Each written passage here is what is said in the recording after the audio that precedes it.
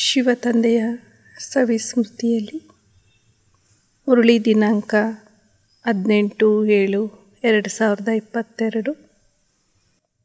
मीठे बच्चे, अभी तुम बाप की नज़र से निहाल होते हो। निहाल होना अर्थात स्वर्ग का मालिक बनना। ಬಾಬಾ ತಿಳಿಸ್ಕೊಡ್ತಾ ಇದ್ದರೆ, ಮಧುರ ಮಕ್ಕಳೇ, ಈಗ ತಾವು ತಂದೆಯ ದೃಷ್ಟಿಯಿಂದ ಸಂತೃಪ್ತರು ಆಗುತ್ತೀರಿ. ಸಂತೃಪ್ತರಾಗೋದು ಅಂದ್ರೇ ಸ್ವರ್ಗಕ್ಕೆ ಮಾಲೀಕರಾಗೋದು ಆಗಿದೆ. ಬಾಬಾ ತಿಳಿಸ್ತಾ ಇದ್ದರೆ, ತಾವು ಮಕ್ಕಳು ಈಗ ತಂದೆಯ ದೃಷ್ಟಿಯಿಂದ ಸಂತೃಪ್ತರಾಗ್ತಾ ಇದ್ದೀರಿ. ಸಂತೃಪ್ತರಾಗೋದು ಅಂದ್ರೇ ಸ್ವರ್ಗಕ್ಕೆ ಮಾಲೀಕರಾಗುವುದಾಗಿದೆ. प्रश्न, और संग तोड़ एक संग छोड़, इस डायरेक्शन को अमल में कौन ला सकता है? अन्य ಎಲ್ಲ ಸಂಘವನ್ನು ಬಿಟ್ಟು ಒಬ್ಬ ತಂದೆಯ ಸಂಘವನ್ನು ಜೋಡಿಸುವಂತಹ ಮಾರ್ಗದರ್ಶನವನ್ನು ಯಾವ ಮಕ್ಕಳು ಕಾರ್ಯರೂಪದಲ್ಲಿ ತರಲಿಕ್ಕೆ ಸಾಧ್ಯ? उत्तर, जिनकी बुद्धि में एम ऑब्जेक्ट क्लियर है। तुम्हारी एम ऑब्जेक्ट है मुक्ति धाम में जाने की। उसके लिए शरीर से भी बुद्धियोग निकालना पड़े। ಯಾರ ಬುದ್ಧಿಯಲ್ಲಿ ಗುರಿ ಉದ್ದೇಶ ಕ್ಲಿಯರ್ ಆಗಿದೆ, ನಿಮ್ಮ ಗುರಿ ಉದ್ದೇಶ ಆಗಿದೆ ಮುಕ್ತಿಧಾಮದಲ್ಲಿ ಹೋಗುವಂಥದ್ದು. ಅದಕ್ಕೋಸ್ಕರ ಶರೀರದಿಂದಲೂ ಕೂಡ ಬುದ್ಧಿಯೋಗವನ್ನು ತೆಗೆದುಹಾಕಬೇಕಾಗ್ತದೆ. ताकि मूवी से भी परे साइलेंस में रहने का अभ्यास करो, क्योंकि तुमको साइलेंस अथवा निर्वाण में जाना है. ಶಬ್ದದ ಜಗತ್ತು ಮತ್ತು ಸೂಕ್ಷ್ಮ ಲೋಕಕ್ಕಿಂತಲೂ ಕೂಡ ದೂರ ಇರುವಂತಹ ಸೈಲೆನ್ಸ್ನಲ್ಲಿ ಇರುವಂತಹ ಅಭ್ಯಾಸವನ್ನು ಮಾಡ್ತಾ ಹೋಗ್ರಿ. ಏಕೆಂದರೆ ತಾವೀಗ ಸೈಲೆನ್ಸ್ನಲ್ಲಿ ಅರ್ಥಾತ್ ನಿರ್ವಾಣ ಧಾಮದಲ್ಲಿ ತಾವೀಗ ಹೋಗಬೇಕಾಗಿದೆ. ಆದ್ದರಿಂದ ಶಾಂತಿಯಲ್ಲಿ ಇರುವಂತಹ ಅಭ್ಯಾಸವನ್ನು ತಾವು ಮಕ್ಕಳು ಮಾಡ್ತಾ ಹೋಗ್ರಿ ಅಂತಾರೆ ಬಾಬಾ. ಗೀತೆಯಾಗಿದೆ, ಜಲೇನ ಕ್ಯೂ ಪರ್ವಾನ, ಪತಂಗಗಳು ಯಾಕೆ ಬಲಿಹಾರಿ ಆಗಬಾರದು. ಓಂ ಶಾಂತಿ. बच्चे जानते हैं हम किसकी नज़र के सामने बैठे हैं? तुम अपने पारलौकिक परमपिता परमात्म की नज़र के सामने बैठे हो. ತಾವು ಮಕ್ಕಳು ತಿಳ್ಕೊಂಡಿದ್ದೀರಿ, ನಾವು ಯಾರ ಸಮ್ಮುಖದಲ್ಲಿ ಕುತ್ಕೊಂಡಿದ್ದೇವೆ. ತಾವೀಗ ತಮ್ಮ ಪಾರಲೌಕಿಕ ಪರಂಪಿತ ಪರಮಾತ್ಮನ ದೃಷ್ಟಿಯ ಸಮ್ಮುಖದಲ್ಲಿ ತಾವು ಮಕ್ಕಳೀಗ ಕುಳಿತಿದ್ದೀರಿ. तुम जानते हो इस बाबा की नज़र के सामने आने से हम 21 जन्म स्वर्ग का वर्षा पाते हैं. ತಾವು ಮಕ್ಕಳು ತಿಳ್ಕೊಂಡಿದ್ದೀರಿ, ನಾವು ಈ ತಂದೆಯ ದೃಷ್ಟಿಯ ಸಮ್ಮುಖದಲ್ಲಿ ಬರೋದ್ರಿಂದ ನಾವು 21 ಜನ್ಮದ ಸ್ವರ್ಗದ ಆಸ್ತಿಯನ್ನು ನಾವು ಪಡ್ಕೊಳ್ತೇವೆ. कभी कोई साधु संत के पास जाते हैं तो कहते हैं या तो नज़र से निहाल कर देते हैं. ಹೇಗೆ ಯಾರಾದರೂ ಸಾಧುಗಳು ಸನ್ಯಾಸಿಗಳ ಬಳಿ ಹೋದರೆ ಹೇಳ್ತಾರೆ ಅಲ್ವಾ, ಅವರು ದೃಷ್ಟಿಯಿಂದ ನಮ್ಮನ್ನು ಸಂತೃಪ್ತರನ್ನಾಗಿ ಮಾಡ್ತಾರೆ ಅಂತ. अब नज़र से निहाल का अर्थ तो तुम ब्राह्मणों के सिवाय कोई समझ नहीं सकते.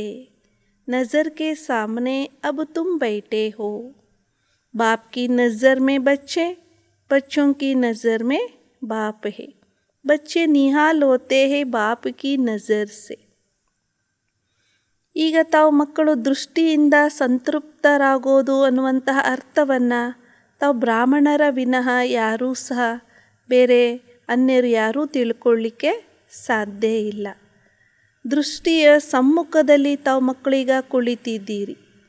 ತಂದೆಯ ದೃಷ್ಟಿಯಲ್ಲಿ ಮಕ್ಕಳಿದ್ದಾರೆ, ಮಕ್ಕಳ ದೃಷ್ಟಿಯಲ್ಲಿ ತಂದೆ ಇದ್ದಾರೆ. ಮಕ್ಕಳು ಸಂತೃಪ್ತರಾಗ್ತೀರಿ, ತಂದೆಯ ದೃಷ್ಟಿಯಿಂದ ತಾವು ಮಕ್ಕಳು ಸಂತೃಪ್ತರಾಗುತ್ತೀರಿ. बाप से ही वर्षा मिलता है. तुम तो बेहद के बच्चे, तुम नज़र के सामने बैठे हो.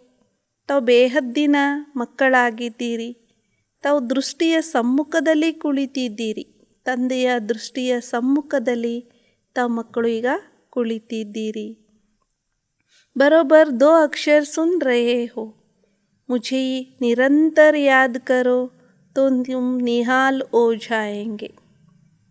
ಇಲ್ಲಿ 2 ಅಕ್ಷರವನ್ನು ತಾವು ಕೇಳ್ತಾ ಇದ್ದೀರಿ. ನನ್ನೊಬ್ಬನನ್ನು ನಿರಂತರವಾಗಿ ನೀವು ನೆನಪು ಮಾಡ್ರಿ, ಆಗ ಸಂತೃಪ್ತರಾಗ್ಬಿಡ್ತೀರಿ ಅನ್ನುವಂತಹ ಮಾತನ್ನು ತಂದೆ ತಿಳಿಸಿಕೊಡ್ತಾ ಇದ್ದಾರೆ. ಅರ್ಥಾತ್ ಸಂತೃಪ್ತರಾಗೋದು ಅಂದ್ರೆ ಸ್ವರ್ಗಕ್ಕೆ ಮಾಲೀಕರಾಗುತ್ತೀರಿ ಅಂತಾರೆ ಬಾಬಾ.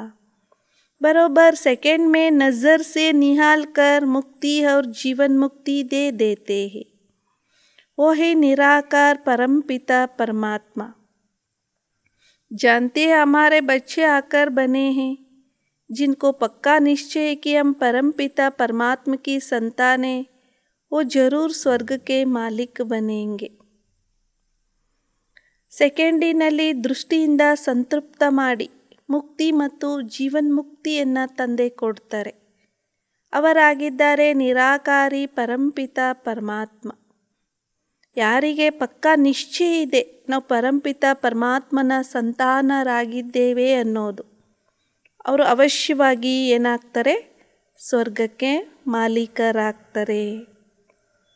ನಜರ್ ಸೆ ನಿಹಾಲ್ ಬಿ ಹೋನಾ ಹೈ और स्वर्ग के मालिक भी बनना है. स्वर्ग में है बादशाही.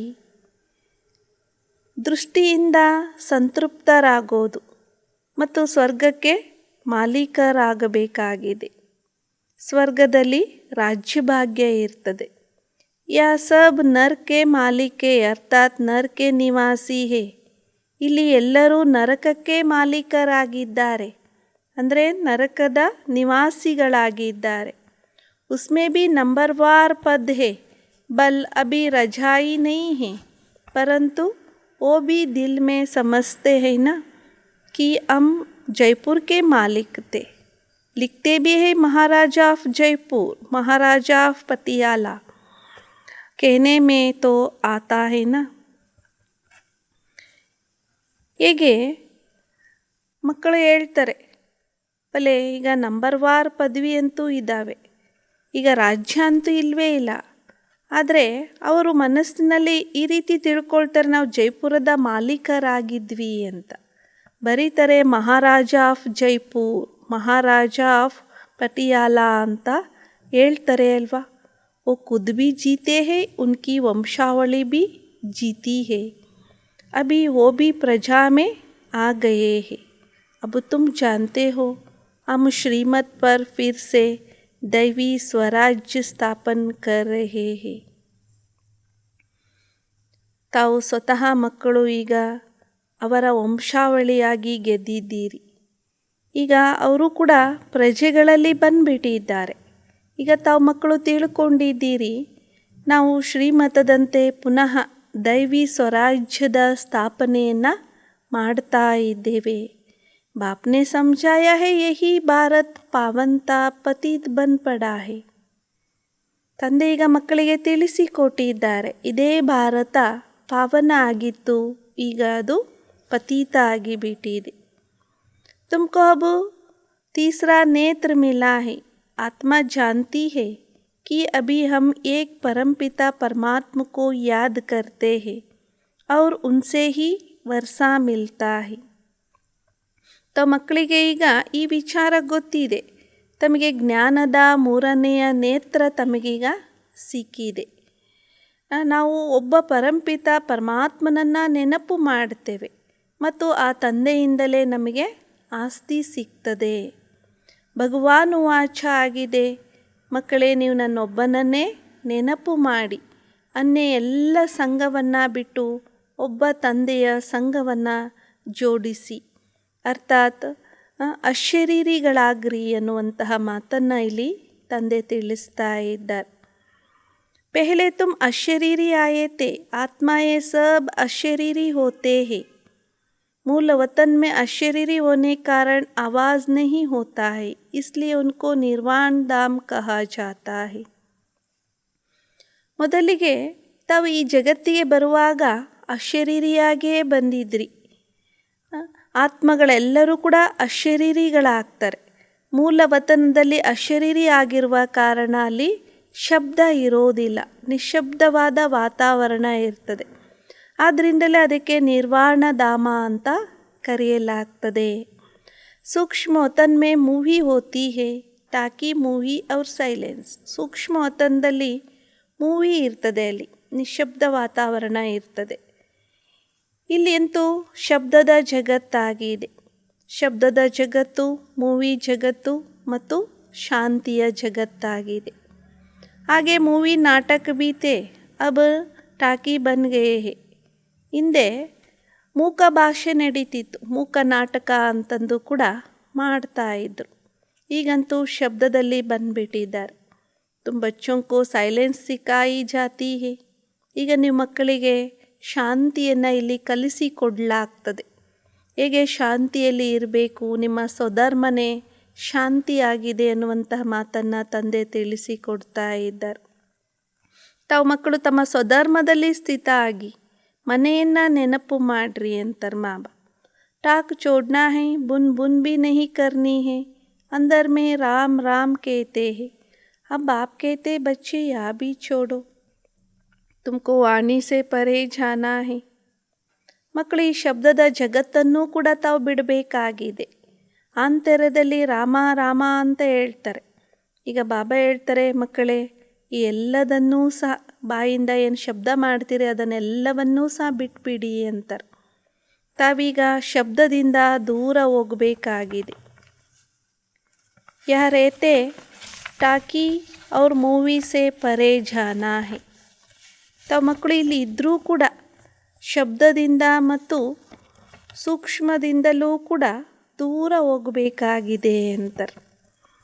ಸೂಕ್ಷ್ಮ ಜಗತ್ತಿಗಿಂತಲೂ ದೂರ, ಶಬ್ದದ ಜಗತ್ತಿಗಿಂತಲೂ ದೂರ. ಯಹ ಏಮ್ ಆಬ್ಜೆಕ್ಟ್ ಬುದ್ಧಿ ಮೇ ಕ್ಲಿಯರ್ ಹೇ ಕಿ ಹಮ್ಕೋ ಮುಕ್ತಿಧಾಮ್ ಜಾನಾ ಹೇ. ಈ ಗುರಿ ಉದ್ದೇಶ ಅಂತೂ ಮಕ್ಕಳ ಬುದ್ಧಿಯಲ್ಲಿ ಕ್ಲಿಯರ್ ಆಗಿದೆ. ನಾವು ಮುಕ್ತಿಧಾಮಕ್ಕೆ ಹೋಗಬೇಕಾಗಿದೆ. ಬಾಬಾ ಮುಕ್ತಿ ಜೀವನ್ ಮುಕ್ತಿ ದೇತೆ. ಪಹಲೆ ಆತ್ಮಾಯೇ ಸಭಿ ಸೈಲೆನ್ಸ್ ಮೇ ಜಾತಿ ಹೇ, ಫಿರ್ ಹರ್ ಏಕ್ ಕೋ ಅಪ್ನಾ ಅಪ್ನಾ ಪಾರ್ಟ್ ಬಜಾನೆ ಆನಾ ಹೇ. ಬಾಬಾ ಮಕ್ಕಳಿಗೆ ಇಲ್ಲಿ ಮುಕ್ತಿ ಮತ್ತು ಜೀವನ್ ಮುಕ್ತಿಯನ್ನು ಕೊಡ್ತಾರೆ. ಮೊದಲು ಆತ್ಮಗಳೆಲ್ಲರೂ ಕೂಡ ಶಾಂತಿಯಲ್ಲಿ ಹೋಗ್ತಾರೆ. ನಂತರ ಪ್ರತಿಯೊಬ್ಬರೂ ಕೂಡ ತಮ್ಮ ತಮ್ಮ ಪಾತ್ರವನ್ನು ಅಭಿನಯ ಮಾಡಲಿಕ್ಕೋಸ್ಕರ ಈ ಸಾಕಾರ ಜಗತ್ತಿಗೆ ಎಲ್ಲರೂ ಕೂಡ ಬರಬೇಕಾಗ್ತದೆ. ದೇವಿ ದೇವತಾ ಧರ್ಮ ವಾಲೋಂ ಕಾ ಅಪ್ನಾ ಪಾರ್ಟ್, ಇಸ್ಲಾಮಿ ಬೌದ್ಧಿ ಧರ್ಮೋಂ ಕಾ ಅಪ್ನಾ ಪಾರ್ಟ್ ಹೇ. ದೇವಿ ದೇವತಾ ಧರ್ಮದವ್ರದ್ದು ತಮ್ಮದೇ ಆದಂತಹ ಪಾತ್ರ ಇದೆ. ಇನ್ನು ಅನ್ಯ ಧರ್ಮದವ್ರು ಯಾರೆಲ್ಲ ಇದ್ದಾರೆ, ಇಸ್ಲಾಮಿಗಳು, ಬೌದ್ಧಿಗಳದ್ದು, ಅವ್ರದ್ದೆಲ್ಲರದ್ದು ಕೂಡ ಪಾತ್ರ ಅವ್ರವ್ರದ್ದೇ ಆಗಿದೆ. यह सब बातें तुम बच्चों की बुद्धि में है. बाप के पास यह सारी नॉलेज है. जब तुमको सारी नॉलेज सुनाते हैं, आप समान बनाते हैं, तुम फिर औरों को आप समान बनाओ. ಬಾಬಾ ತಿಳಿಸ್ತಾ ಇದ್ದರೆ, ಈ ಎಲ್ಲ ಮಾತುಗಳು ತಾವು ಮಕ್ಕಳ ಬುದ್ಧಿಯಲ್ಲಿ ಇದೆ. ತಂದೆಯ ಬಳಿ ಈ ಎಲ್ಲ ಜ್ಞಾನ ಇದೆ. ಯಾವಾಗ ನೀವು ಇಡೀ ಜ್ಞಾನವನ್ನು ಎಲ್ಲವನ್ನ ಕೇಳ್ತೀರಿ, ತಮ್ಮ ಸಮಾನ ಮಾಡಿಕೊಳ್ತೀರಿ. ತುಮ್ ಫಿರ್ ಔರೋಂ ಕೋ ಆಪ್ ಸಮಾನ್ ಬನಾವೋ. ತಾವು ನಂತರ ಅನೇಕರನ್ನು ತಮ್ಮ ಸಮಾನರನ್ನಾಗಿ ಮಾಡಿಕೊಳ್ಳಿ, ಜ್ಞಾನ ಮತ್ತು ಯೋಗಿಗಳನ್ನಾಗಿ ಮಾಡ್ರಿ ಅಂತಾರೆ ಮಾಬಾ. ಜೋ ನಾಲೆಜ್ ಮೇರೆ ಪಾಸ್ ಹೇ ವಹಿ ತುಮಕೋ ದೇತಾ ಹೂಂ. ಆತ್ಮ ಹಿ ಗ್ರಹಣ ಕರ್ತಿ ಹೇ. ಬಾಬಾ ತಿಳಿಸ್ಕೊಡ್ತಾ ಇದ್ದಾರೆ, ಯಾವ ಜ್ಞಾನ ನನ್ನ ಬಳಿ ಇದೆಯೋ ಆ ಜ್ಞಾನವನ್ನು ನಾನು ನಿಮ್ಮ ಮಕ್ಕಳಿಗೆ ಕೊಡ್ತೇನೆ ಅಂತಾರೆ ಮಾಬಾ. ಆತ್ಮನೇ ಇಲ್ಲಿ ಗ್ರಹಣ ಮಾಡ್ತದೆ. ನಂಬರ್ವಾರ್ ಪುರುಷಾರ್ಥದ ಅನುಸಾರವಾಗಿ ಜ್ಞಾನಪೂರ್ಣರು ಆಗ್ತಾ ಹೋಗ್ತಾರೆ. कोई तो पूरे नॉलेजफुल बन जाते हैं, कोई कम पुरुषार्थ से इतने नॉलेजफुल नहीं बनते हैं. एम ऑब्जेक्ट तो यही लक्ष्मी नारायण है. ಕೆಲವರಂತೂ ಸಂಪೂರ್ಣ ಜ್ಞಾನಪೂರ್ಣರಾಗ್ತಾರೆ. ಇನ್ನು ಕೆಲವರು ಕಡಿಮೆ ಪುರುಷಾರ್ಥದಿಂದ ಅಷ್ಟೊಂದು ಜ್ಞಾನಪೂರ್ಣರಾಗೋದಿಲ್ಲ. ಯಥಾಶಕ್ತಿ ಅನುಸಾರವಾಗಿ ಆಗ್ತಾ ಹೋಗ್ತಾರೆ. ಗುರಿ ಉದ್ದೇಶ ಅಂತೂ ಇದೇ ಆಗಿದೆ. ನಿಮ್ಮ ಮುಂದೆ ಈ ಲಕ್ಷ್ಮ್ಯಾಣರ ಚಿತ್ರ ಇದೆ. ಇದೇ ನಿಮ್ಮ ಗುರಿ ಉದ್ದೇಶ ಆಗಿದೆ. अभी तुम नॉलेजफुल बनते हो, अभी तुम जानते हो हम कहाँ से आए हैं, कब कहाँ जाना है, अब यह चक्र कैसे फिरता है, इसमें सब कुछ आ जाता है. ತಾವು ಮಕ್ಕಳು ಈಗ ತಿಳ್ಕೊಂಡಿದ್ದೀರಿ ನಾವು ಎಲ್ಲಿಂದ ಬಂದಿದ್ದೇವೆ, ಈಗ ಮತ್ತೆ ಎಲ್ಲಿಗೆ ಹೋಗಬೇಕಾಗಿದೆ, ಈ ಚಕ್ರ ಹೇಗೆ ತಿರುಗ್ತದೆ, ಇದರಲ್ಲಿ ಎಲ್ಲವೂ ಕೂಡ ಬಂದ್ಬಿಡ್ತದೆ. ಈಗ ತಾವು ಜ್ಞಾನಪೂರ್ಣರಾಗ್ತಾ ಇದ್ದೀರಿ. जैसे बीज से झाड़ निकलता है, इनकी आयु कितनी बड़ी हो जाती है, फिर उनको जड़जड़ीभूत अवस्था कहा जाता है. ಹೇಗೆ ಬೀಜದಿಂದ ವೃಕ್ಷ ಬರ್ತದೆ, ಇದರ ಆಯಸ್ಸು ಎಷ್ಟು ದೊಡ್ಡದಾಗ್ತದೆ, ನಂತರ ಅದಕ್ಕೆ ಜಡ್ಜಡೀಭೂತ ಅವಸ್ಥೆ ಅಂತ ಅದಕ್ಕೆ ಹೇಳಲಾಗ್ತದೆ. अपने पास भी झाड़ था, वो एकदम सारा जड़जड़ीभूत हो गया तो ಕಾಟ್ನಾ ಪಡ. ತಮ್ಮ ಬಳಿ ವೃಕ್ಷ ಅಂತೂ ಇತ್ತು, ಅದು ಏಕದಮಾಗಿ ಎಲ್ಲ ಜಡ್ಜಡೀಭೂತ ಅವಸ್ಥೆಯನ್ನು ಹೊಂದಿಬಿಟ್ಟಿದೆ ಅಂದಾಗ ಅದನ್ನೇನು ಮಾಡಬೇಕಾಗ್ತದೆ, ಕಟ್ ಮಾಡಬೇಕಾಗ್ತದೆ. ಬನ್ನೇನ್ ಟ್ರೀ ಕಾ ಮಿಸಾಲ್ ಹೇ, ಆಲದ ಮರದ ಉದಾಹರಣೆನೂ ಕೂಡ ಇದೆ. ಯಹ ಭಿ ವೆರೈಟಿ ಧರ್ಮ ಕಾ ಝಾಡ್ ದಿಖಾಯಾ ಹೇ, ಪಿಛಾಡಿ ತಕ್ ತೋಡೆ ತೋಡೆ ಆತೆ ರೆಹತೆ ಹೇ. ಇದು ಕೂಡ ವೆರೈಟಿ ಧರ್ಮದ ವೃಕ್ಷವನ್ನು ತೋರಿಸಲಾಗಿದೆ. ಅಂತ್ಯದವರೆಗೂ ಸ್ವಲ್ಪ ಸ್ವಲ್ಪ ಬರ್ತಾ ಹೋಗ್ತಾರೆ. ಪೆಹಲೆ ಜೋ ಪತ್ತೆ ನಿಕಲ್ತೆ ಹೇ ವೋ ಬಹುತ್ ಶೋಭತೆ ಹೇ, ಕ್ಯೂಂಕಿ ಸತ್ವಪ್ರಧಾನ್ ಹೋತೆ ಫಿರ್ ರಜೋ ತಮೋ ಬನ್ ಜಾತೆ ಹೇ. ಮೊಟ್ಟ ಮೊದಲನೇದಾಗಿ ಏನು ಎಲೆಗಳು ಬರ್ತಾ ಹೋಗ್ತವೆ, ಬೀಜದಿಂದ ಏನು ವೃಕ್ಷ ಬರುವ ಮೊದಲು ಹೇಗೆ 2 ಎಲೆಗಳೇನು ಬರ್ತವೆ, ಆ ಎಲೆಗಳು ಸತ್ವಪ್ರಧಾನ ಆಗಿರ್ತವೆ. ಆದ ಕಾರಣ ನೋಡಲಿಕ್ಕೆ ಬಹಳಷ್ಟು ಸುಂದರ ಆಗಿ ಕಾಣ್ತಾ ಇರ್ತದೆ. ನಂತರ ರಜೋತಮೋ ಆಗ್ತಾ ಹೋಗ್ತಾರೆ.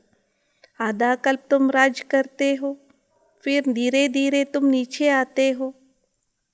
ಅರ್ಧ ಕಲ್ಪ ತಾವು ರಾಜ್ಯಭಾರವನ್ನು ಮಾಡ್ತೀರಿ, ನಂತರ ನಿಧಾನವಾಗಿ ತಾವು ತೆಳಗೆ ಇಳಿತಾ ಹೋಗ್ತೀರಿ.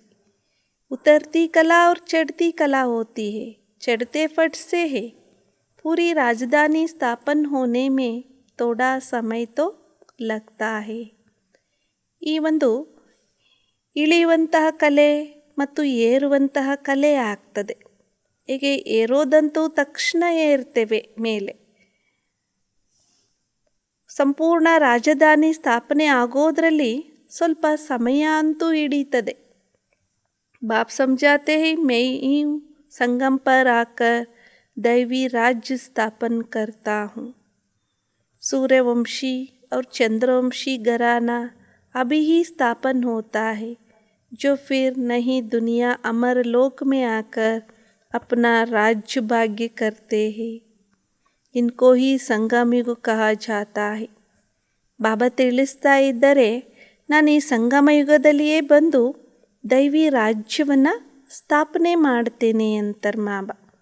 ಸೂರ್ಯವಂಶಿ ಮತ್ತು ಚಂದ್ರವಂಶಿ ಮನೆತನ ಈಗಲೇ ಸ್ಥಾಪನೆ ಆಗ್ತದೆ.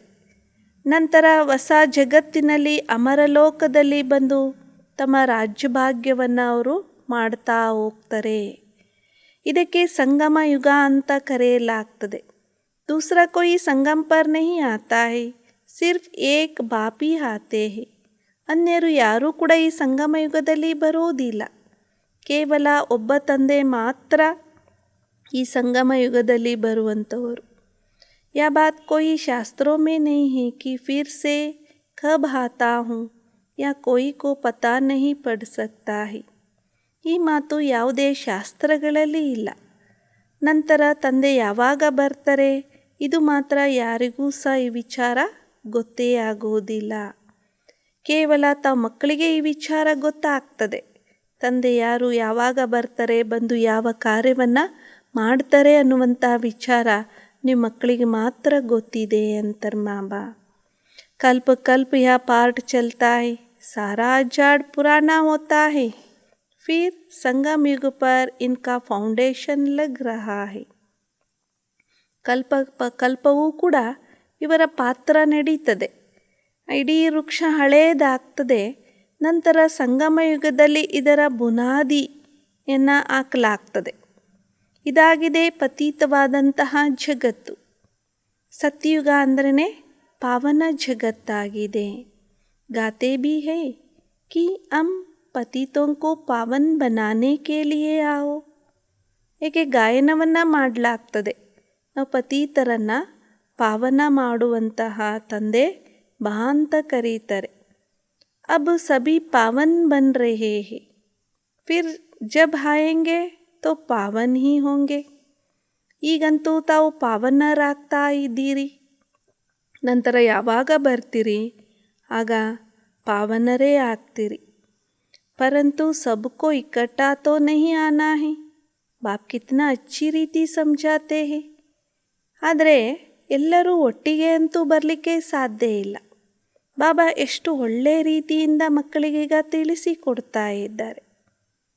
अभी यहाँ प्रिंसिपल बैठा है तो क्यों ना यह नॉलेज सबको देनी चाहिए. ಈಗ ಪ್ರಿನ್ಸಿಪಲ್ ಕುಳಿತಿದ್ದಾರೆ ಅಂದಾಗ ಯಾಕೆ ತಾನೇ ನಾವು ಈ ಜ್ಞಾನವನ್ನು ಎಲ್ಲರಿಗೂ ಸಹ ಕೊಡಬಾರ್ದು. तो सब जान जाए कि वर्ड की हिस्ट्री जोग्राफी क्या है या कैसे रिपीट होती है या किसको पता नहीं. God is one. ಎಲ್ಲರಿಗೂ ಸಹ ಗೊತ್ತಾಗಬೇಕು ವಿಶ್ವದ ಇತಿಹಾಸ ಭೂಗೋಳ ಅಂದರೆ ಏನಾಗಿದೆ, ಇದು ಹೇಗೆ ರಿಪೀಟ್ ಆಗ್ತಾ ಹೋಗ್ತದೆ. ಈ ವಿಚಾರ ಯಾರಿಗೂ ಸಹ ಗೊತ್ತೇ ಇಲ್ಲ. ಪರಮಾತ್ಮ ಅಂತೂ ಒಬ್ಬರೇ ಇದ್ದಾರೆ ಅನ್ನೋ ವಿಚಾರ ಯಾರಿಗೂ ಗೊತ್ತೇ ಇಲ್ಲ. ಈ ಮಾತನ್ನು ಎಲ್ಲರಿಗೂ ಸಹ ತಿಳಿಸಿಕೊಡಬೇಕಾಗಿದೆ ಅಂತಾರೆ ಬಾಬಾ. और कोई क्रिएटर है ही नहीं, ना ऊपर कोई दुनिया है ना नीचे कोई दुनिया है. या जो कहते आकाश पाताल या सब गफोड़े है. समझते स्टार के ऊपर भी दुनिया है. ಬಾಬಾ ತಿಳಿಸ್ತಾ ಇದ್ದರೆ ಅನ್ಯ ಕ್ರಿಯೇಟರ್ ಅಂತೂ ಇಲ್ಲಿ ಯಾರೂ ಇಲ್ಲವೇ ಇಲ್ಲ. ಮೇಲ್ಗಡೆನೂ ಯಾವುದೇ ಜಗತ್ತಿಲ್ಲ ಮತ್ತು ತೆಳಗಡೆನೂ ಕೂಡ ಯಾವುದೇ ಜಗತ್ತಂತೂ ಇಲ್ಲ. ಅಲ್ಲಿ ಏನೆಲ್ಲ ಹೇಳ್ಬಿಡ್ತಾರೆ, ಆಕಾಶ ಪಾತಾಳ ಇತ್ಯಾದಿ ಏನೆಲ್ಲ ಹೇಳ್ಬಿಡ್ತಾರೆ. ಇದ್ರ ಮೇಲೂ ಕೂಡ ಒಂದು ಜಗತ್ತಿದೆ ಅಂತ ಹೇಳ್ತಾರೆ, ಪಾತಾಳದಲ್ಲಿ ಒಂದು ಜಗತ್ತಿದೆ ಅಂತಾರೆ. ಇದೆಲ್ಲ ರಾಂಗ್ ಆಗಿದೆ ಅಂತಾರೆ ಬಾಬಾ. ತಿಳ್ಕೊಳ್ತಾರೆ ನಕ್ಷತ್ರದಲ್ಲಿಯೂ ಕೂಡ ಒಂದೊಂದು ನಕ್ಷತ್ರದಲ್ಲಿಯೂ ಕೂಡ ಒಂದೊಂದು ಜಗತ್ತು ಇದೆ ಅಂತ ಹೇಳ್ತಾರೆ. परंतु वहाँ किसी की राजधानी नहीं है. बाबा प्रिंसिपल बच्चे को भी कहते हैं कि जो अच्छे स्टूडेंट्स है उनको यह हिस्ट्री जोग्राफी समझाओ. ಆದರೆ ಅಲ್ಲಂತೂ ಯಾವುದೇ ರಾಜಧಾನಿ ಅಂತೂ ಇಲ್ಲ. ಬಾಬಾ ಪ್ರಿನ್ಸಿಪಲ್ ಮಕ್ಕಳಿಗೆ ಇಲ್ಲಿ ಹೇಳ್ತಾ ಇದ್ದಾರೆ, ಯಾರು ಒಳ್ಳೆ ವಿದ್ಯಾರ್ಥಿಗಳಿದ್ದಾರೋ ಅವರಿಗೆ ಇತಿಹಾಸ ಭೂಗೋಳದ ಬಗ್ಗೆನೂ ಸಹ ತಿಳಿಸಿಕೊಡಿ ಅಂತಾರೆ ಬಾಬಾ. गवर्नमेंट को भी अप्रोच करो, बड़े बड़े ऑफिसर्स को समझाओ. ಸರ್ಕಾರಕ್ಕೂ ಕೂಡ ತಿಳಿಸಿಕೊಡಿ. ದೊಡ್ಡ ದೊಡ್ಡ ಆಫೀಸರ್ಸ್ಗಳು ಯಾರಿದ್ದಾರೆ ಅವರಿಗೆಲ್ಲರಿಗೂ ಸಹ ಇದ್ರ ಬಗ್ಗೆ ತಿಳಿಸಿಕೊಡ್ತಾ ಹೋಗ್ರಿ ಅಂತಾರೆ ಬಾಬಾ. परंतु बड़ी युक्ति से समझाना है कि सतयुग में आदि सनातन देवी देवता धर्म की राजधानी थी. ಆದರೆ ಬಹಳ ಯುಕ್ತಿಯಿಂದ ತಿಳಿಸಿಕೊಡಬೇಕು. ಸತ್ಯಯುಗದಲ್ಲಿ ಆದಿ ಸನಾತನ ದೇವಿ ದೇವತಾ ಧರ್ಮದ ರಾಜಧಾನಿ ಇತ್ತು. ಉನ್ನೋನೆ ಯಾ ರಾಜ್ಯ ಕೈಸೆ ಪ್ರಾಪ್ತ ಕಿಯಾ. ಅವರು ಈ ರಾಜ್ಯವನ್ನು ಹೇಗೆ ಪ್ರಾಪ್ತಿ ಮಾಡಿಕೊಂಡ್ರು. ಶಾಸ್ತ್ರೋं में दिखाया है देवता हों और दैत्यों की लड़ाई लगी. ಶಾಸ್ತ್ರಗಳಲ್ಲಿ ತೋರಿಸಿದ್ದಾರೆ ದೇವತೆಗಳು ಮತ್ತು ಅಸುರರ ಯುದ್ಧ ಆಗಿತ್ತು ಅಂತ. ಫಿರ್ ದೇವತಾಹೋನೆ ಜೀತ್ ಲಿಯಾ. ನಂತರ ದೇವತೆಗಳು ವಿಜಯವನ್ನು ಪಡ್ಕೊಂಡ್ರು ಅಂತ ಹೇಳಲಾಗ್ತದೆ.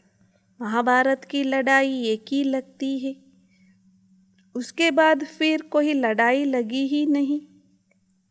ಮಹಾಭಾರತದ ಯುದ್ಧ ಅಂತೂ ಒಂದು ಬಾರಿ ಆಗ್ತದೆ, ಅದರ ನಂತರ ಯಾವುದೇ ಯುದ್ಧ ಅಂತೂ ಆಗೋದಿಲ್ಲ.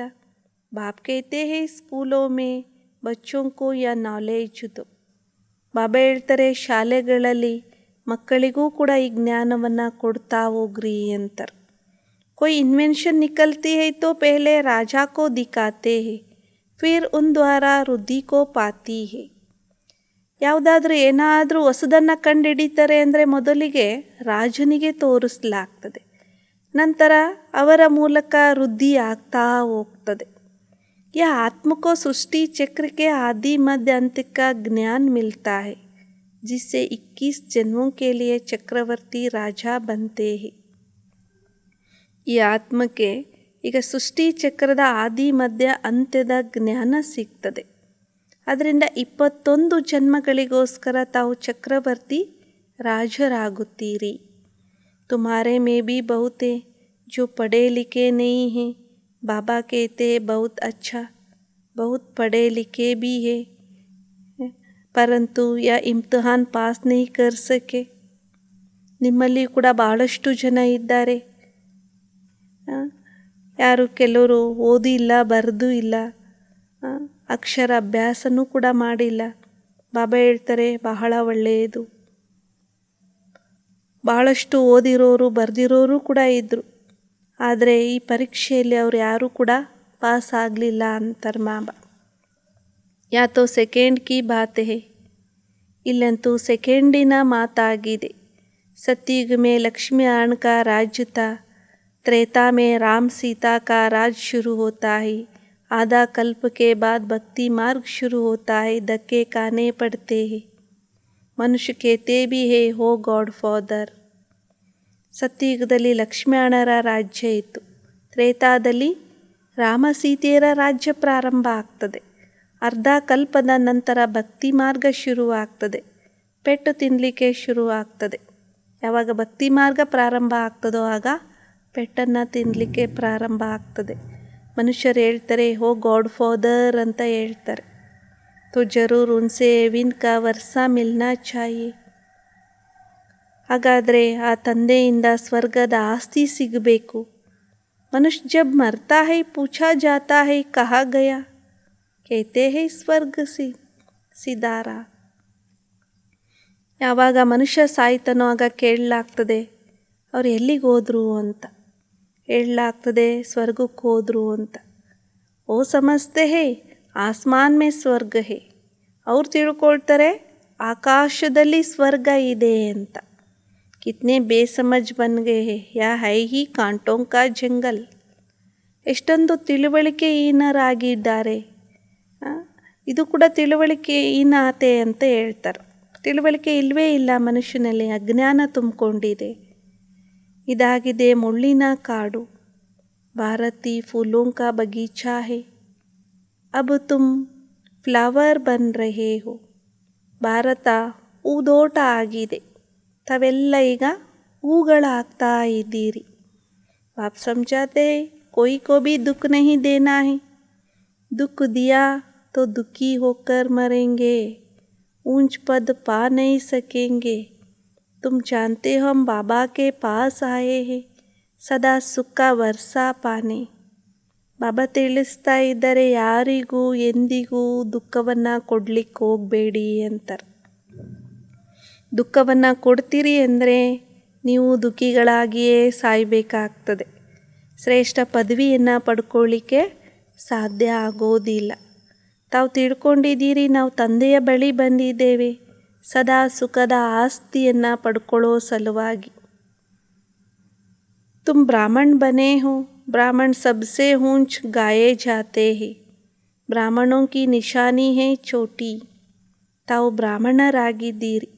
ಬ್ರಾಹ್ಮಣರು ಅಂದರೆ ಎಲ್ಲಕ್ಕಿಂತ ಶ್ರೇಷ್ಠರು ಅಂತ ಗಾಯನ ಮಾಡಲಾಗ್ತದೆ. ಬ್ರಾಹ್ಮಣರ ಗುರುತು ಅಂದ್ರೆ ಜುಟ್ಟಾಗಿದೆ.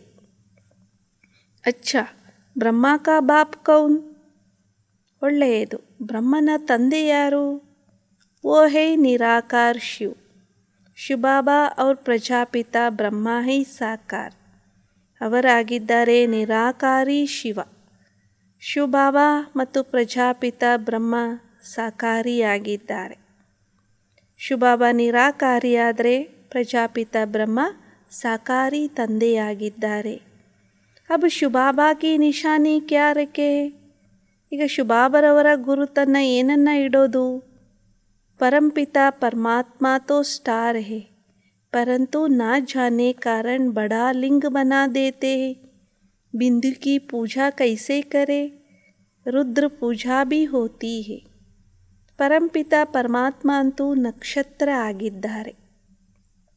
ಆದರೆ ತಿಳ್ಕೊಳ್ಳದೇ ಇರುವ ಕಾರಣ ದೊಡ್ಡ ಲಿಂಗವನ್ನು ಮಾಡಿಬಿಟ್ಟಿದ್ದಾರೆ. ಬಿಂದುವಿನ ಪೂಜೆಯನ್ನು ಹೇಗೆ ಮಾಡೋದು? ರುದ್ರ ಪೂಜೆ ಅಂತಂದು ಕೂಡ ಹೇಳ್ತಾರೆ. रुद्र शिव को बड़ा बनाते हैं और सालिग्राम छोटे छोटे बनाते हैं. ರುದ್ರ ಶಿವನನ್ನು ದೊಡ್ಡ ರೂಪವನ್ನಾಗಿ ಮಾಡ್ತಾರೆ ಮತ್ತು ಸಾಲಿಗ್ರಾಮವನ್ನು ಚಿಕ್ಕ ಚಿಕ್ಕದನ್ನಾಗಿ ಮಾಡಲಾಗ್ತದೆ. ಹೇಳಲಾಗ್ತದೆ ಭ್ರುಕುಟಿಯ ಮಧ್ಯದಲ್ಲಿ ಹೊಳಿತಾ ಇರುವಂತಹ ನಕ್ಷತ್ರ ಅಂತ ಹೇಳ್ತಾರೆ. ಆತ್ಮ ಕಾ ಭಿ ಸಾಕ್ಷಾತ್ಕಾರ ಹೋತಾ ಹೈ.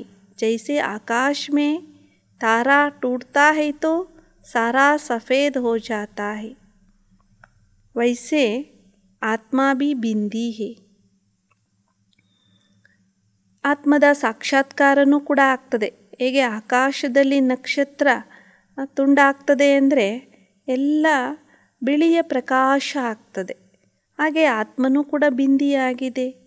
आकर इतने बड़े शरीर में प्रवेश करती है, फिर कितना काम करती है. ಬಂದು ಇಷ್ಟು ದೊಡ್ಡ ಶರೀರದಲ್ಲಿ ಪ್ರವೇಶವನ್ನು ಮಾಡ್ತದೆ ಆತ್ಮ. ನಂತರ ಎಲ್ಲ ಕಾರ್ಯವನ್ನು ಕೂಡ ಮಾಡ್ತಾ ಹೋಗ್ತದೆ. ಆತ್ಮ ಯಾವಾಗ ಶರೀರದಲ್ಲಿ ಪ್ರವೇಶ ಮಾಡ್ತದೋ ಆಗ ಕಾರ್ಯವನ್ನು ಮಾಡಲಿಕ್ಕೆ ಪ್ರಾರಂಭಿಸ್ತದೆ. ಆತ್ಮ ಇಷ್ಟು ಚಿಕ್ಕದಾಗಿದೆ, ಯಾವಾಗ ಶರೀರದಿಂದ ಹೊರಟೋಗ್ತದೆ ಆಗ ಈ ಶರೀರ ಯಾವ ಕೆಲಸಕ್ಕೂ ಸಹ ಬಾರದ್ದಾಗ್ತದೆ. ಕೇಂಗೆ ಮರ್ಗಯ, ಹಾಗೇನಂತ ಹೇಳ್ತಾರೆ, ಸತ್ತೋದ್ರು ಅಂತ ಹೇಳ್ತಾರೆ. ಅಂದರೆ ಸತ್ಯವಾದಂತಹ ಆತ್ಮ ಏನಿತ್ತು ಅದು ಹೊರಟೋಯ್ತು ಅಂತ ಹೇಳಲಾಗ್ತದೆ. एक शरीर छोड़ दूसरा शरीर ले पाठ बजाते हैं, फिर उसमें रोने की कोई दरकार ही नहीं है. ಆತ್ಮ ಒಂದು ಶರೀರವನ್ನು ಬಿಟ್ಟು ಮತ್ತೊಂದು ಶರೀರವನ್ನು ತೆಗೆದುಕೊಂಡು ಪಾತ್ರವನ್ನು ಅಭಿನಯ ಮಾಡುತ್ತದೆ. ನಂತರ ಅದರಲ್ಲಿ ಅಳುವಂತಹ ಯಾವ ಅವಶ್ಯಕತೆ ಇದೆ? ಅಳುವಂತಹ ಮಾತೇ ಇಲ್ಲ ಅಂತಾರೆ ಬಾಬಾ. ಪರಂತು ಜಬ್ ಡ್ರಾಮಾ ಕೋ ಜಾನೆ ತಬ್ ಐಸೆ ಕಹೆ, अब तुमको यह ज्ञान है कि यह हम पुराना शरीर छोड़ अपने निर्वाण धाम में जाएंगे. ಆದರೆ ಯಾವಾಗ ನಾಟಕವನ್ನು ತಿಳ್ಕೊಳ್ತೀರಿ ಆಗಲೇ ಈ ರೀತಿ ಹೇಳ್ತೀರಿ, ಈಗ ನಿಮಗೆ ಈ ಜ್ಞಾನ ಇದೆ, ನಾವು ಈ ಹಳೆ ಶರೀರವನ್ನು ಬಿಟ್ಟು ನಾವು ನಿರ್ವಾಣ ಧಾಮದಲ್ಲಿ ಹೋಗ್ತೇವೆ. यह नॉलेज भी तुमको या है, फिर तो बड़े बड़े स्कूल कॉलेजों में जाकर ಬಡೋಂ ಕೋ ಯ ನಾಲೇಜ್ ದೋ. ಈ ಜ್ಞಾನ ತಮಗೆ ಈ ಸಮಯದಲ್ಲಿ ಇಲ್ಲಿ ಇದೆ, ನಂತರ ದೊಡ್ಡ ದೊಡ್ಡ ಶಾಲೆಗಳಲ್ಲಿ ಕಾಲೇಜ್ಗಳಲ್ಲಿಯೂ ಕೂಡ ಹೋಗಿ ದೊಡ್ಡವರಿಗೂ ಕೂಡ ಈ ಜ್ಞಾನವನ್ನು ಕೊಡ್ತಾ ಹೋಗ್ರಿ ಅಂತಾರೆ ಬಾಬಾ. तो भारत में सूर्यवंशी चंद्रवंशियों का राज्य था जो अब नहीं है. ಭಾರತದಲ್ಲಿ ಸೂರ್ಯವಂಶಿ ಮತ್ತು ಚಂದ್ರವಂಶಿಗಳ ರಾಜ್ಯ ಇತ್ತು, ಅದು ಈಗ ಇಲ್ಲವೇ ಇಲ್ಲ, ನಂತರ ಅವಶ್ಯವಾಗಿ ಆಗ್ತದೆ. यह अनादि और ड्रामा है, इनकी नॉलेज बच्चों में ज़रूर होनी चाहिए. ಇದು ಅನಾದಿ ನಾಟಕ. ಇದು ಈ ಜ್ಞಾನ ತಾವು ಮಕ್ಕಳಲ್ಲಿ ಅವಶ್ಯವಾಗಿ ಇರಬೇಕು. ಈ ಯಾ ನಾಲೆಜ್ ಹೋನೆ ಸೆ ಭಾರತ ಸ್ವರ್ಗ ಬನ್ ಜಾತಾ ಹೈ. ಈ ಜ್ಞಾನ ಇರೋದ್ರಿಂದ ಭಾರತ ಸ್ವರ್ಗ ಆಗ್ತದೆ. ಯಾವಾಗ ಈ ಜ್ಞಾನ ಸಿಗ್ತದೋ ಆಗ ಭಾರತ ಸ್ವರ್ಗ ಆಗ್ತದೆ. ಅಭಿ ನಾಲೆಜ್ ನೈ ಹೈ ತೋ ಭಾರತ್ ಕಂಗಾಲ್ ಹೈ. ಈ ಜ್ಞಾನ ಇಲ್ಲ ಅಂದರೆ ಆಗ ಭಾರತ ಕಂಗಾಲಾಗಿ ಬಿಡ್ತದೆ. ಫಿರ್ ಇಸ್ ನಾಲೆಜ್ ಸೆ ಭಾರತ್ ಕೋ ಸ್ವರ್ಗ ಬನಾತೆ ಹೈ. ನಂತರ ಈ ಜ್ಞಾನದಿಂದ ಭಾರತವನ್ನು ಸ್ವರ್ಗವನ್ನಾಗಿ ಮಾಡಲಾಗ್ತದೆ. ಕ್ಯೂ ನಾ ಬಚ್ಚೆ ಭಿ ಯಹ ನಾಲೆಜ್ ಲೇಕರ್ एविन के लायक बने, तुम भी बनो, किसको भी छोड़ना नहीं चाहिए. ಯಾಕಂದರೆ ಯಾಕೆ ತಾನೇ ತಾವು ಮಕ್ಕಳು ಈ ಜ್ಞಾನವನ್ನು ತೆಗೆದುಕೊಂಡು ಸ್ವರ್ಗಕ್ಕೆ ಯೋಗ್ಯರಾಗಬಾರ್ದು? ನೀವು ಕೂಡ ಆಗ್ರಿ ಅಂತಾರೆ ಬಾಬಾ. ಯಾರನ್ನೂ ಕೂಡ ಬಿಡಬಾರ್ದು, ಎಲ್ಲರನ್ನೂ ಕೂಡ ಸ್ವರ್ಗಕ್ಕೆ ಮಾಲೀಕರನ್ನಾಗಿ ಮಾಡಲಿಕ್ಕೋಸ್ಕರ ಎಲ್ಲರಿಗೂ ಈ ಜ್ಞಾನವನ್ನು ಕೊಡ್ತಾ ಹೋಗ್ರಿ ಅಂತಾರೆ ಬಾಬಾ. ಬಾಬಾ ಸರ್ವಿಸ್ ಕಿ ಯುಕ್ತಿಯಾ ತೋ ಬಹುತ್ ಬತಾತೆ, ಕರ್ನಾ ತೋ बच्चों को है, बाप तो नहीं जाएगा. ಬಾಬಾ ಅಂತೂ ಸರ್ವಿಸ್ ಮಾಡಲಿಕ್ಕೆ ಅನೇಕ ಯುಕ್ತಿಗಳನ್ನು ತಿಳಿಸಿಕೊಡ್ತಾರೆ. ಮಾಡಬೇಕಾಗಿರೋದು ಮಕ್ಕಳ ಡ್ಯೂಟಿಯಾಗಿದೆ. ಬಾಬಾ ಅಂತೂ ಹೋಗೋದಿಲ್ಲ ಎಲ್ಲ ಕಡೆ ಸರ್ವಿಸ್ ಮಾಡಲಿಕ್ಕೆ, ನಾವು ಮಕ್ಕಳು ಹೋಗಬೇಕಾಗ್ತದೆ. ನಾವು ಮಕ್ಕಳೇ ಇಲ್ಲಿ ಸರ್ವೀಸನ್ನು ಮಾಡಬೇಕು ಅಂತಾರೆ ಬಾಬಾ. ಅಚ್ಚಾ, मीठे मीठे सिखलदे बच्चों प्रति माता पिता बाप दादा का याद प्यार और गुड मॉर्निंग। रूहानी बाप की रूहानी बच्चों को नमस्ते और रूहानी बच्चों की रूहानी बाप दादा को याद प्यार और गुड मॉर्निंग और नमस्ते नमस्ते नमस्ते।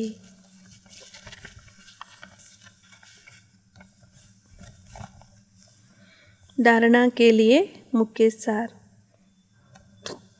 ಫಸ್ಟ್ ಪಾಯಿಂಟ್, ತಮ್ಮ ಸ್ವಧರ್ಮದಲ್ಲಿ ಸ್ಥಿತರಾಗಿ ಶಾಂತಿಯ ಅನುಭವವನ್ನು ಮಾಡಬೇಕು.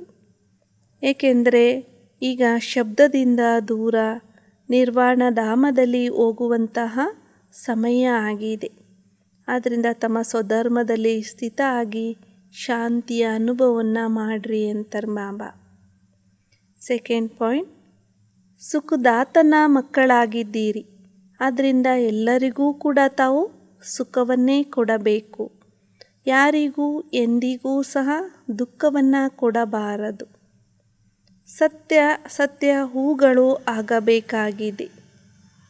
ಮುಳ್ಳುಗಳನ್ನು ಹೂಗಳನ್ನಾಗಿ ಮಾಡುವಂತಹ ಸೇವೆಯನ್ನು ಮಾಡಬೇಕು. आज का वरदान, सर्व प्राप्तियों से संपन्न बन हर शक्ति को कार्य में लगाने वाले मास्टर सर्वशक्तिमान भव. ಸರ್ವಶಕ್ತಿಗಳಿಂದ ಸಂಪನ್ನರಾಗಿ ಪ್ರತಿಯೊಂದು ಶಕ್ತಿಯನ್ನು ಕಾರ್ಯದಲ್ಲಿ ತೊಡಗಿಸುವಂತಹ ಮಾಸ್ಟರ್ ಸರ್ವಶಕ್ತಿಮಾನ್ ಆಗಿರಿ ಎನ್ನುವಂಥ ವರದಾನವನ್ನು ಬಾಬಾ ತಿಳಿಸ್ತಾ ಇದ್ದಾರೆ. जो बच्चे सर्वशक्तियों से सदा संपन्न हैं वही ಮಾಸ್ಟರ್ ಸರ್ವಶಕ್ತಿಮಾನ್ है. ಯಾವ ಮಕ್ಕಳು ಸರ್ವಶಕ್ತಿಗಳಿಂದ ಸದಾ ಸಂಪನ್ನ ಆಗಿದ್ದಾರೆ ಅವರೇ ಮಾಸ್ಟರ್ ಸರ್ವಶಕ್ತಿಮಾನ್ ಆಗಿದ್ದಾರೆ. ಯಾವುದೇ ಶಕ್ತಿ ಒಂದು ವೇಳೆ ಸಮಯಕ್ಕನುಸಾರವಾಗಿ ಕಾರ್ಯದಲ್ಲಿ ಬರೋದಿಲ್ಲ ಅಂದರೆ ಆಗ ಅವರಿಗೆ ಮಾಸ್ಟರ್ ಸರ್ವಶಕ್ತಿಮಾನ್ ಅಂತ ಹೇಳಲಿಕ್ಕೆ ಸಾಧ್ಯ ಇಲ್ಲ. एक भी शक्ति कम होगी तो समय पर धोखा दे देगी, फेल हो जाएंगे.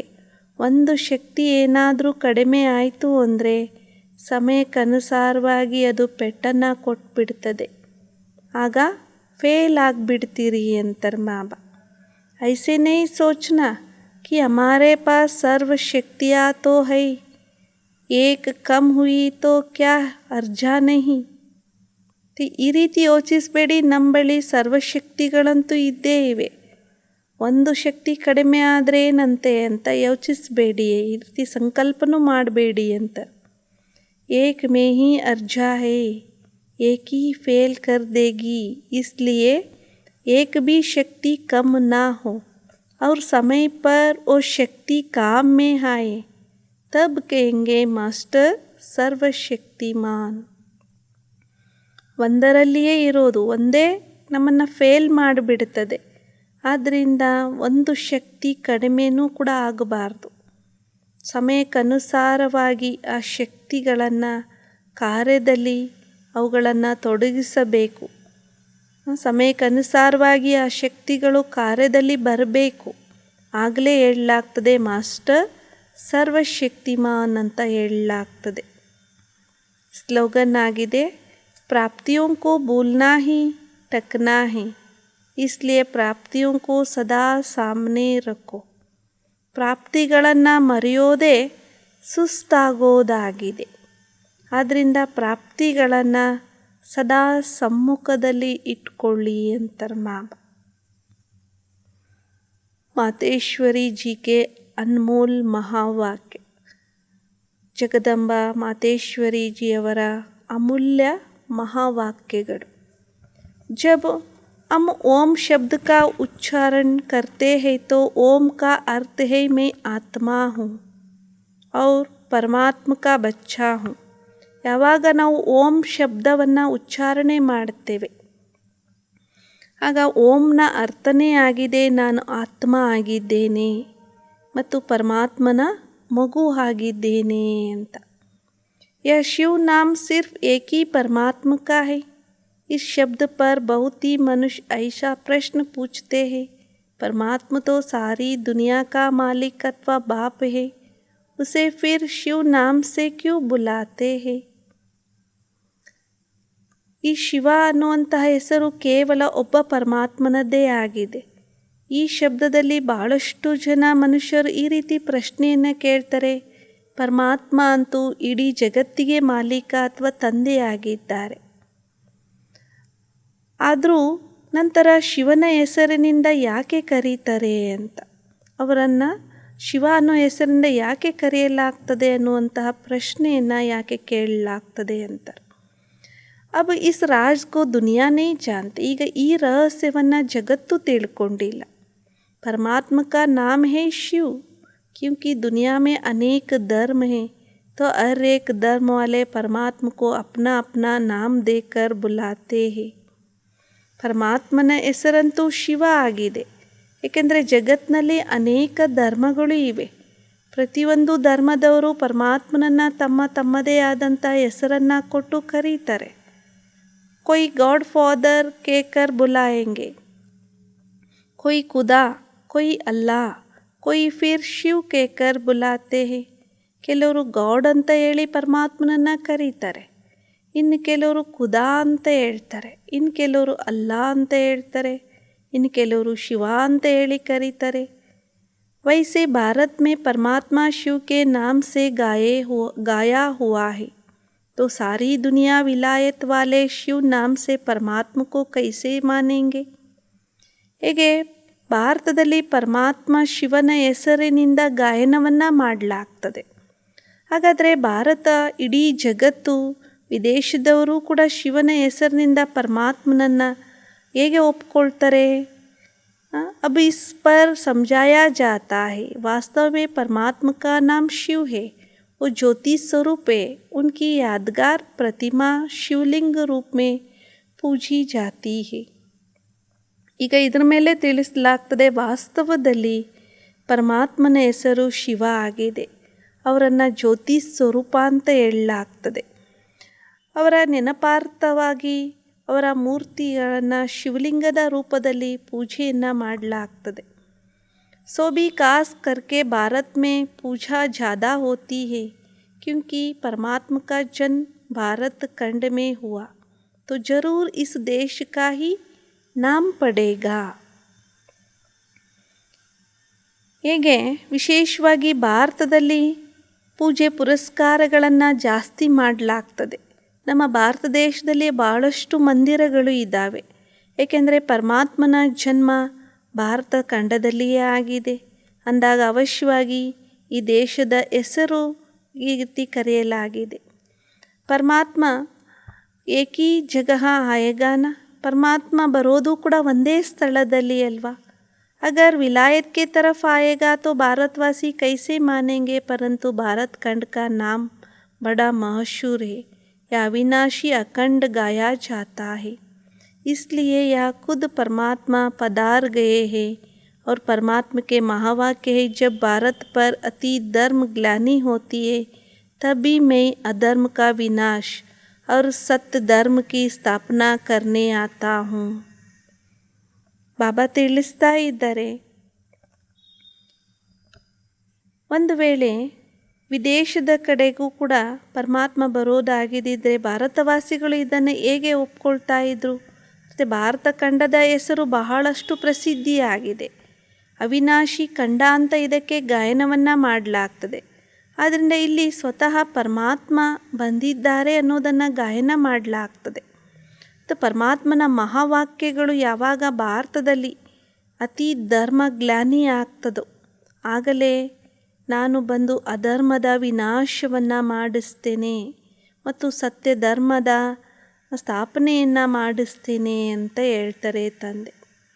और यह सारा कार्य मैं एक बार अवतार धारण करके करता हूँ, तो परमात्मा का अवतरण भी भारत में हुआ. जहाँ कल पहले आए थे वहाँ ही फिर आना होता है, इसलिए भारत को अविनाशी खंड कहते हैं. ಹೀಗೆ ತಂದೆ ಒಂದು ಬಾರಿ ಬಂದು ಈ ಶರವನ್ನು ಧಾರಣೆ ಮಾಡಿಕೊಂಡು ತಿಳಿಸ್ತಾರೆ, ಪರಮಾತ್ಮನ ಅವತರಣೆ ಭಾರತದಲ್ಲಿಯೇ ಆಗಿದೆ. ಎಲ್ಲಿ ಕಲ್ಪದ ಮೊದಲು ತಂದೆ ಬಂದಿದ್ದರು ಅಲ್ಲಿಯೇ ಪುನಃ ಬರ್ತಾರೆ. ಆದ್ದರಿಂದಲೇ ಭಾರತಕ್ಕೆ ಅವಿನಾಶಿ ಖಂಡ ಅಂತ ಹೇಳಲಾಗ್ತದೆ. भारत खंड परमात्मा का जन्म स्थान भी है और देवताओं के राज्य का स्थान भी है. ಭಾರತ ಖಂಡ ಪರಮಾತ್ಮನ ಜನ್ಮಭೂಮಿನೂ ಆಗಿದೆ ಮತ್ತು ದೇವತೆಗಳ ರಾಜ್ಯದ ಸ್ಥಾನನೂ ಕೂಡ ಆಗಿದೆ. ಅಚ್ಚಾ, ಓಂ ಶಾಂತಿ.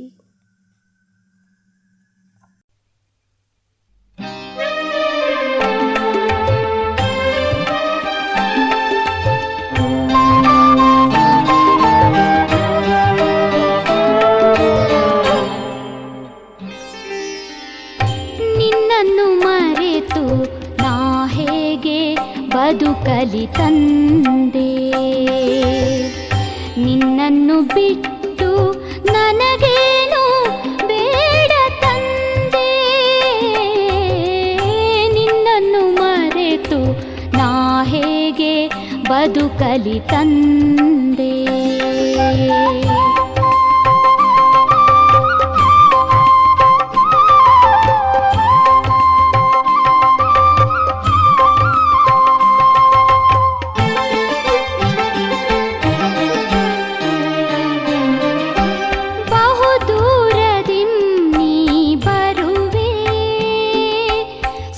ಶಾಂತಿಗಳ ಎನಗೆ ತರುವೆ, ಮಧುರ ಮಧುರ ಮುರಳಿಯ ನುಡಿಸಿ ತನು ಮನಗಳ ನೀ ತಣಿಸುತ್ತಿರುವೆ. ಅಮಿತ ಪ್ರೇಮದಿ ಕುಣಿಸುತ್ತಿರುವೆ, ಅಮಿತ ಪ್ರೇಮದಿ ಕುಣಿಸುತ್ತಿರುವೆ. ನಿನ್ನನ್ನು ಮರೆತು ಹೇಗೆ ಬದುಕಲಿ ತಂದೆ.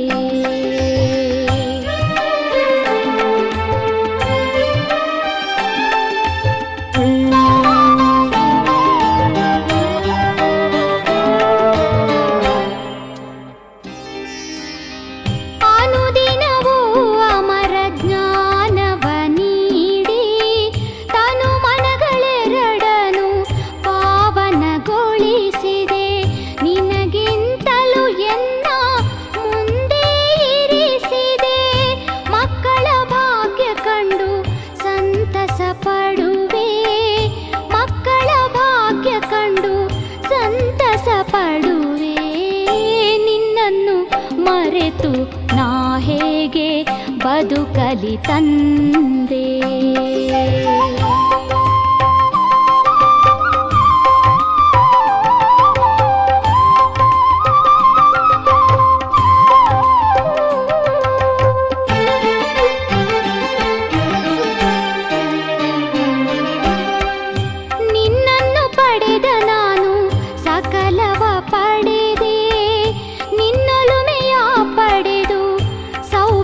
ಶಾಲಿಯಾದೆ ನಿನ್ನ ಕರುಣಾಮೃತದ ಧಾರೆಯ ಪಡೆದೆ.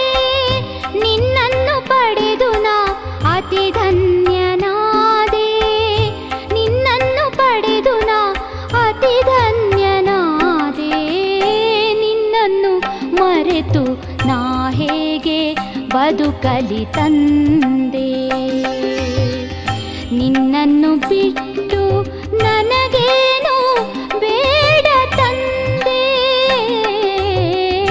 ನಿನ್ನನ್ನು ಮರೆತು ನಾ ಹೇಗೆ ಬದುಕಲಿ ತಂದೆ. ನಿನ್ನನ್ನು ಮರೆತು ನಾ ಹೇಗೆ ಬದುಕಲಿ ತಂದೆ.